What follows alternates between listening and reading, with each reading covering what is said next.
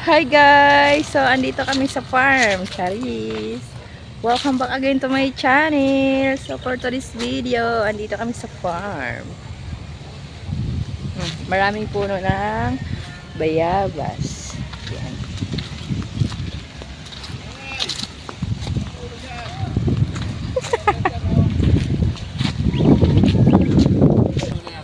So guys, sinundan ko nga pala si Queen kasi baka mahulog sa pala isdaan na to. Umigaw na yung ama niya kaya naman sumunod na ako at ang init nga pala. So ayan, silaw na silaw ang person. Oh, wala kasing sunglasses. Pumunta nga pala kami dito dahil may order siyang mga 5 kilos na tilapia. Tilapia kasi ang nakalagay na dyan, dati malalaking hito. So, pagdating nga namin, meron ng tao doon, dalawa, kasi naglalambat na sila. So, ayan yung view, guys. So, ayan si Queen, dumampot ng flowers ng gomamela.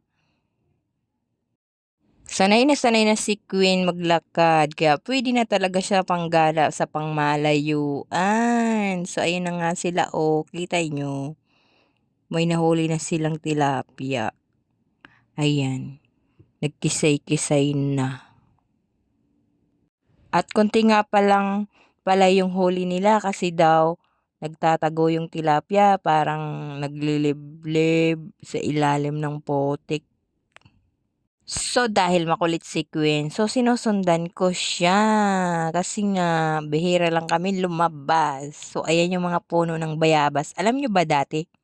Nakaraan lang, mga November. Sobrang daming bunga niyan. Ang lalaki. Ngayon, wala na. Meron naman maliliit. Grabe, nagkanda. Hulog-hulog lang yun. Sobrang dami. Napabayaan. Ngayon, ayan. Pinutulan na nila yung mga nasa ilalim na sangang kaya mataas na tignan. Pero nakaraan sobrang lalaki ng bunga ng mangga. Ay, bayabas! So, ayan si Queen eh, oh. Tuwang-tuwa siya dyan. Lakad ng lakad.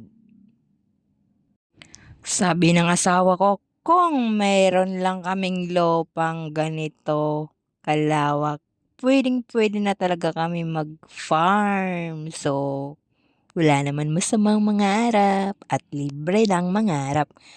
So, pauwi na nga pala kami at andyan na naman si Queen, oh. May bit-bit nga pala siyang bayabas. Yun lang yung nakuha ko na parang pwede na. So, ayun lang guys. Thank you again for watching. Bye-bye. See you.